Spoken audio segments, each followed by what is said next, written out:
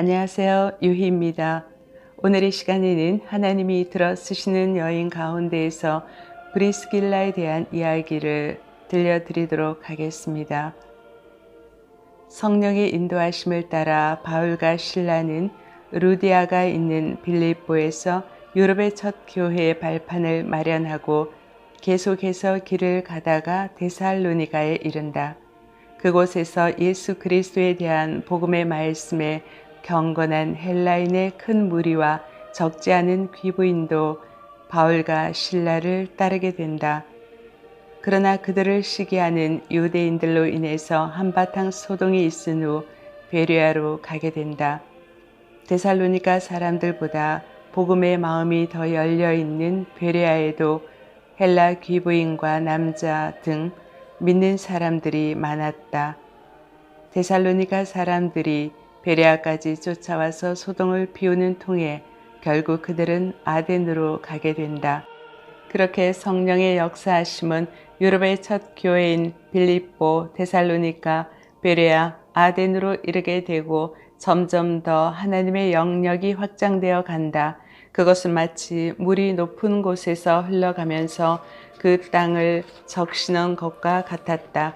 그러나 그것은 마치 이스라엘 백성들이 하나님께서 약속하신 가나안 땅을 차지하기 위해 치러야 했던 수많은 전쟁과도 같았다. 가는 곳마다 복음을 반대하고 방해하는 사람들이 있었기에 그 저항의 전쟁을 치러야 했고, 처음 받아들이는 복음이어서 사람들의 마음속에 든 갈등과 싸워서 이겨야 했다.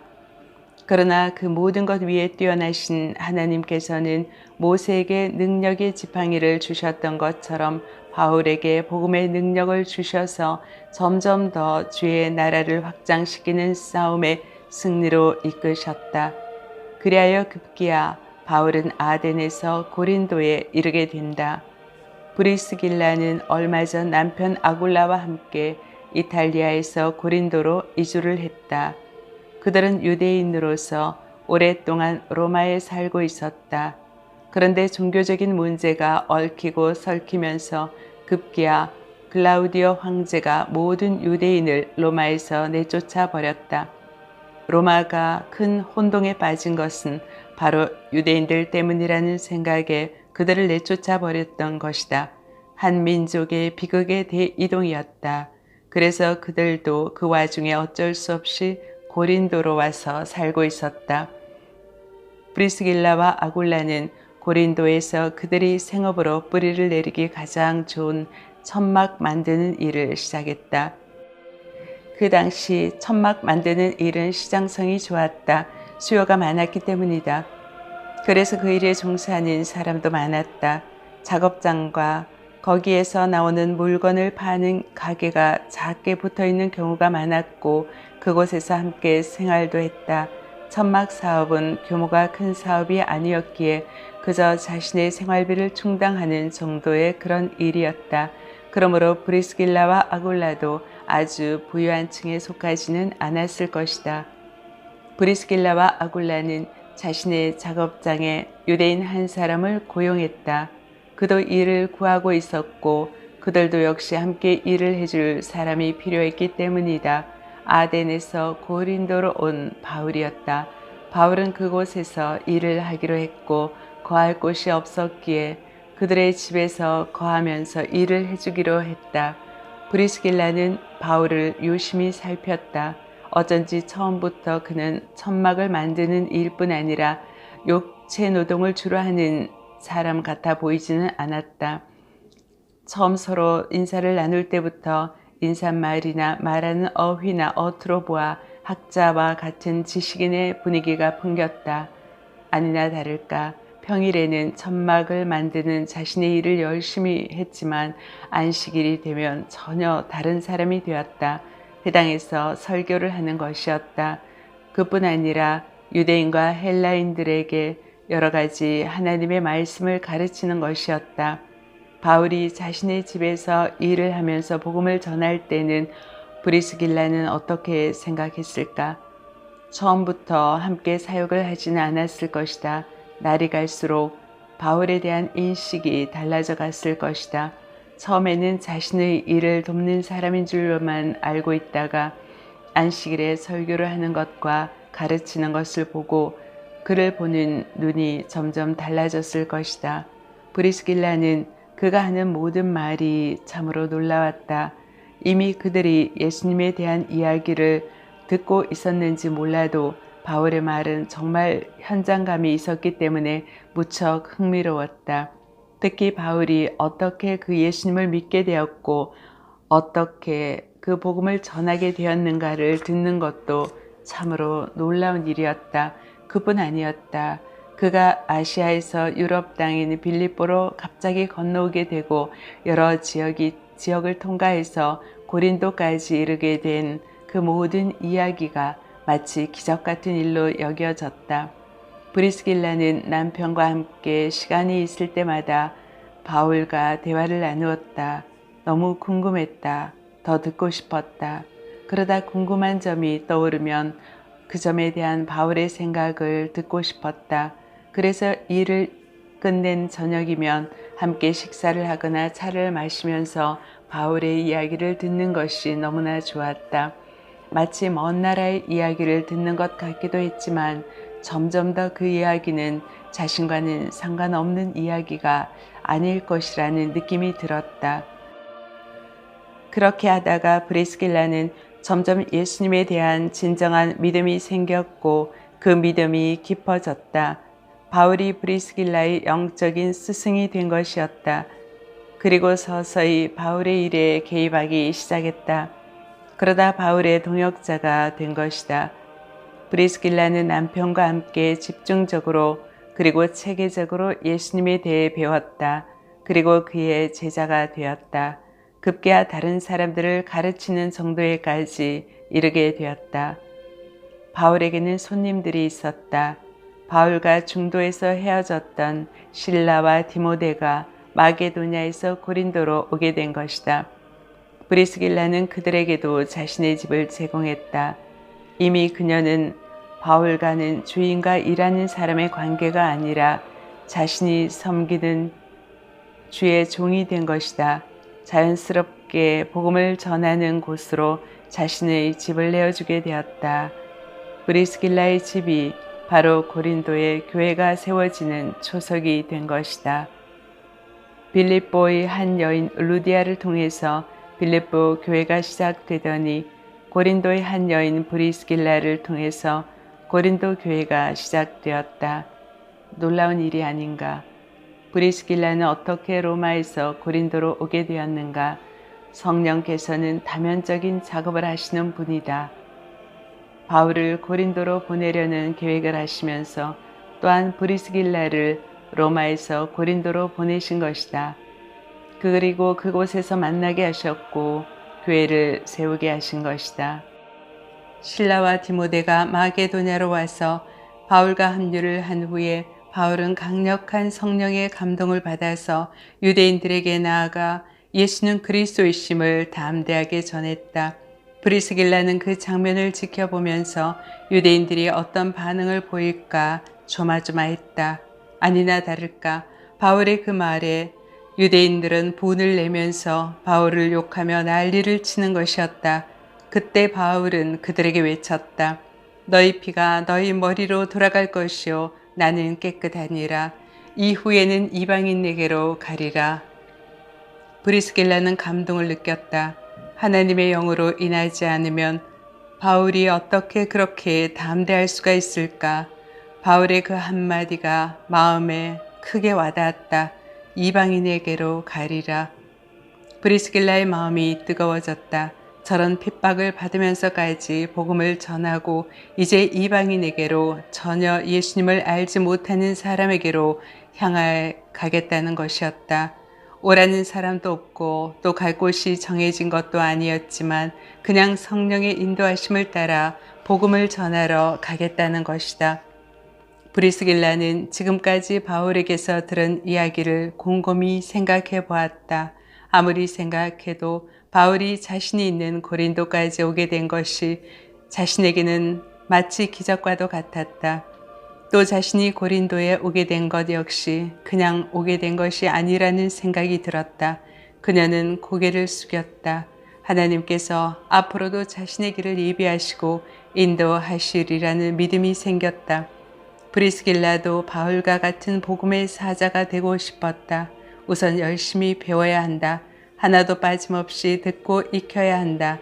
아직은 바울과 같은 선교사가 아니어도 선교사를 돕는 동역자가 될 수는 있다. 그녀는 바울 가까이에서 이렇게 말씀을 배우게 된 것이 하나님의 크나큰 은혜라는 것을 깨달았다. 브리스길라는 바울이 자신의 집을 떠나 디도 유스도라고 하는 사람의 집으로 옮기겠다고 했을 때 내심 섭섭했다. 그러나 이미 브리스길라는 바울의 제자가 되었기 때문에 섭섭한 마음을 접었다. 바울이 복음을 위해서 가려는 곳이면 그것이 바로 성령의 인도하심이다. 그곳에서 더 많은 사람들에게 복음을 더 효과적으로 전할 수 있다면 그것이 좋은 일이 아니겠는가. 바울은 디도 유스도의 집으로 거처를 옮겼다. 그는 하나님을 경외하는 사람이었고 그의 집이 바로 회당 옆에 있었다. 그런데 회당장 그리스보가 온 지방과 함께 예수님을 믿게 된 것이다. 그뿐 아니라 수많은 고린도 사람들도 바울의 전하는 말을 듣고 믿었으며 세례를 받았다. 브리스길라는 또다시 성령의 역사하심을 깨달았다. 바울은 그곳에서 1년 6개월을 머물면서 하나님의 말씀을 가르쳤다. 브리스길라는 남편과 함께 열정적으로 그곳에 찾아가서 바울의 가르침을 배웠다. 그뿐 아니라 자신의 힘을 다하여서 바울이 복음을 잘 전하는 데 집중할 수 있도록 돕거나 지원할 것이 있으면 아끼지 않고 지원을 했다. 바울에게 있어서 브리스길라와 그 남편 아굴라는 고린도에 도착하면서부터 자신과 함께한 영적인 자녀요, 제자요, 동역자였다. 브리스길라는 바울이 고린도를 떠나 수리아로 갈 계획이라는 말을 들었다. 그녀는 남편과 함께 진지하게 거기에 대해서 얘기를 나누었다. 그리고 기도했다. 결론을 내렸다. 바울을 따라서 함께 선교 여행을 떠나겠다는 것이었다. 그들의 결심은 확고했다. 쉽게 내릴 수 있는 결정이 아니었다. 그들에게는 일이 있었고 계속 일을 해야 했다. 그래야 자신들의 생계도 감당하고 복음도 전하고 바울의 선교도 지원할 수 있기 때문이었다. 그들이 천막 공장을 챙겨서 갔을 가능성이 있다.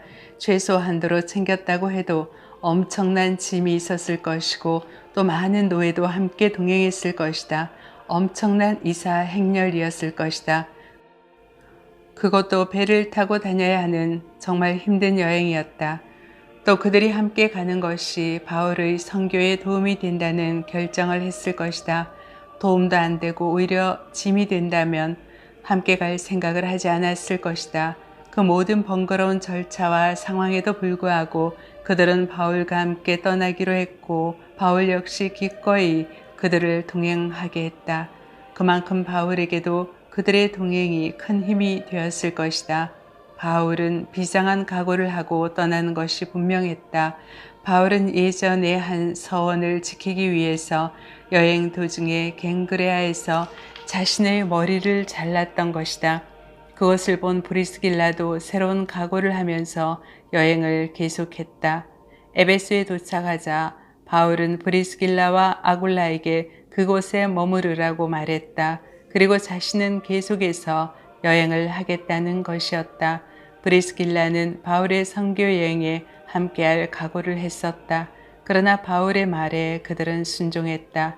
자신들이 머물러야 하는 이유와 바울이 혼자 떠나야 하는 이유는 잘 알 수 없었지만 성령께서 그렇게 인도하신다면 그럴 만한 뜻이 있었을 것이다.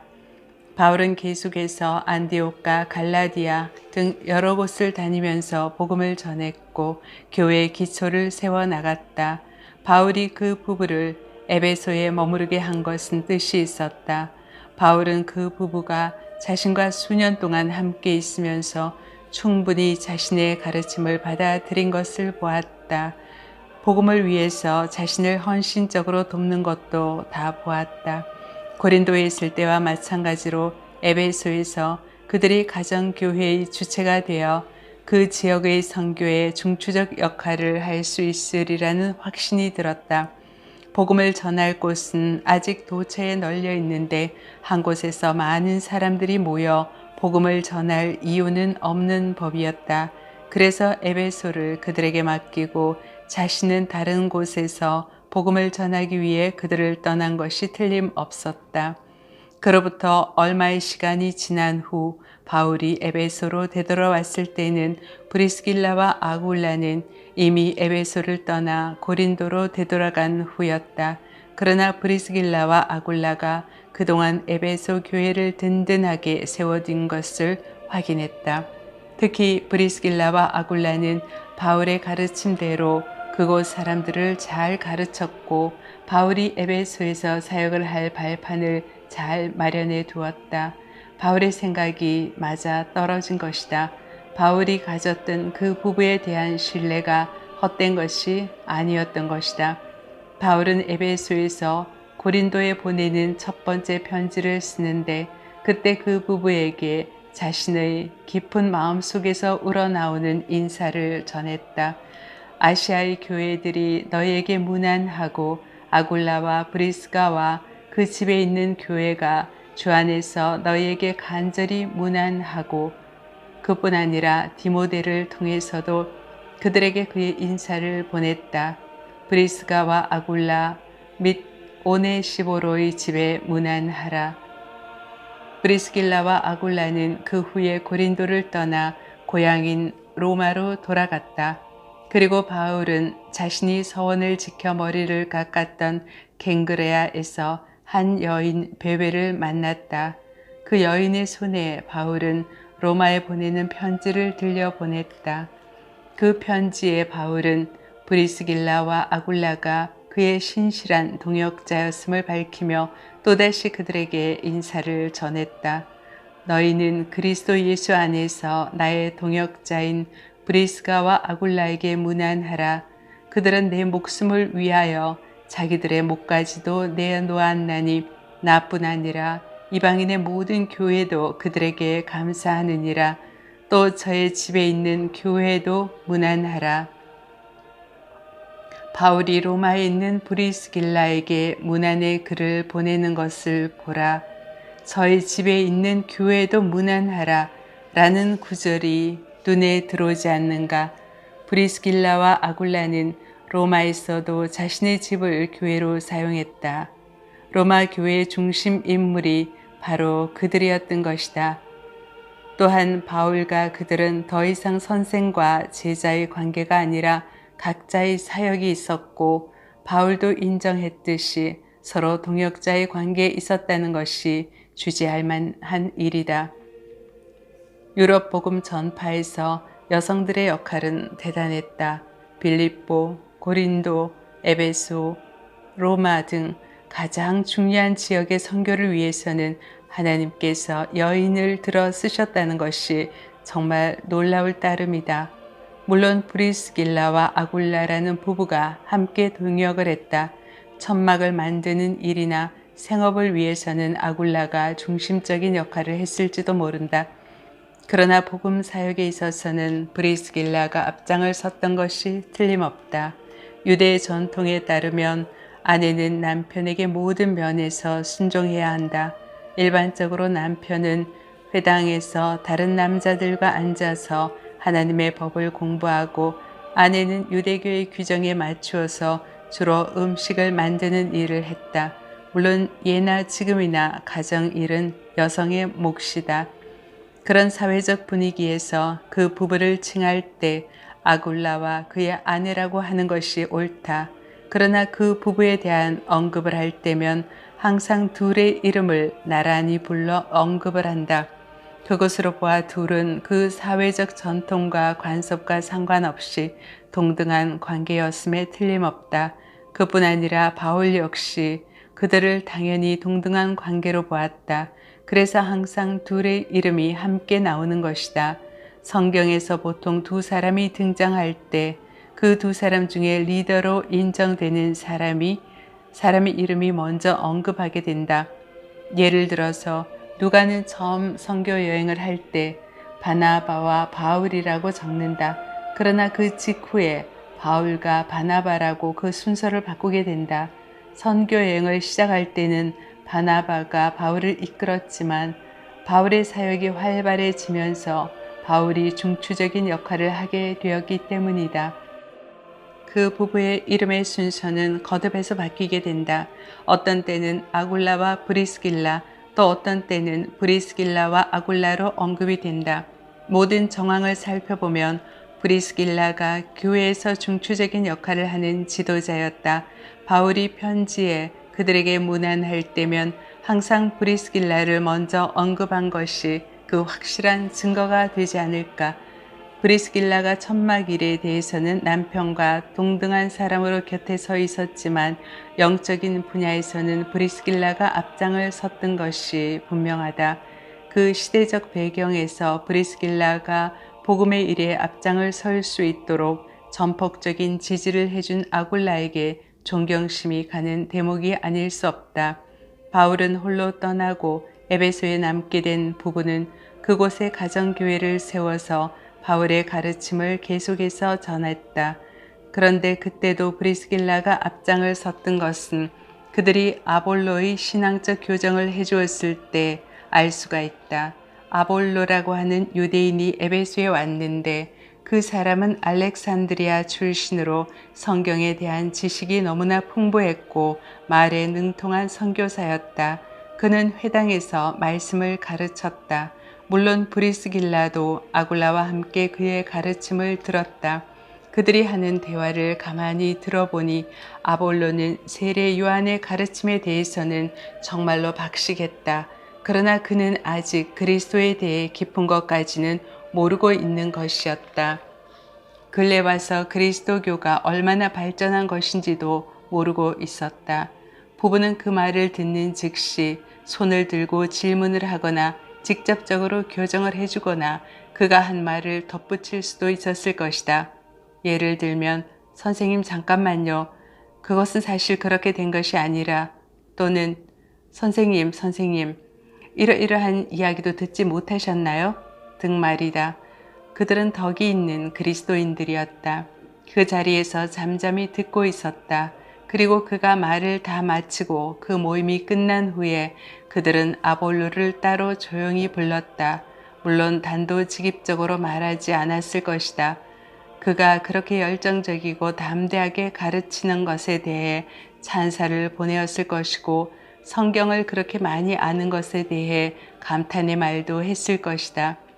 그리고 조심스럽게 그러나 단호하게 자신이 해야 할 말을 했을 것이다. 브리스길라와 아굴라가 듣고 데려다가 하나님의 도를 더 정확하게 풀어 이르더라. 그들은 아볼로를 잘 가르쳤다. 세례 요한만 알고 있던 아볼로에게 그 요한이 말한 메시아가 이미 오셨다는 복음의 가장 중요한 핵심을 잘 일러준 것이다. 그리고 아볼로는 그것을 잘 받아들였다. 그 부부의 지도에 아볼로는 예수와 복음에 대한 신앙을 갖게 되었다. 이제 다른 제자들도 아볼로를 인정하여 추천서를 써주어서 다른 곳으로 보낼 정도였다. 그 이후 아볼로는 예수는 그리스도라는 것을 전하게 되었고 그가 워낙 말을 잘 하는 데다 정확하게 복음을 전하는 관계로 유대인들은 그의 말에 저항할 수 없을 정도였다. 브리스길라는 우리 여성들에게 하나의 모델을 제시한다. 남편과 함께 동등한 관계 속에서 복음의 사역을 할 수 있다는 것이다. 그렇게 했을 때 복음은 엄청난 힘으로 확산이 될 수 있다는 것이다. 고린도, 에베소, 로마에서의 역사를 한번 보라. 정말 놀랍지 않은가? 그뿐 아니라 주의 부르심이 있다면 남편보다 한 발 앞서서 복음 사역을 할 수 있다는 용기와 자극을 받는다. 예수님도 여인들을 들어 쓰셨다. 그분은 여성을 들어 쓰시는데 조금도 주저하지 않으셨다. 그 시대의 전통과 관습은 어떠했든지 상관없었다. 예수님은 들어 쓰실 자를 그 성을 구분하지 않으시고 귀하게 쓰셨다. 바울 역시 마찬가지였다. 시끄러운 교회를 잠잠하게 하기 위해서 바울이 여성은 교회에서 잠잠해야 한다는 말을 한 것을 크게 내세워서 바울의 여성관에 대해 편협한 논쟁을 하는 사람도 있다. 그러나 바울이 가는 곳에는 항상 여인들이 있었고 그들의 동역이 없었더라면 바울의 복음 사역은 생각지도 못했을 정도였다.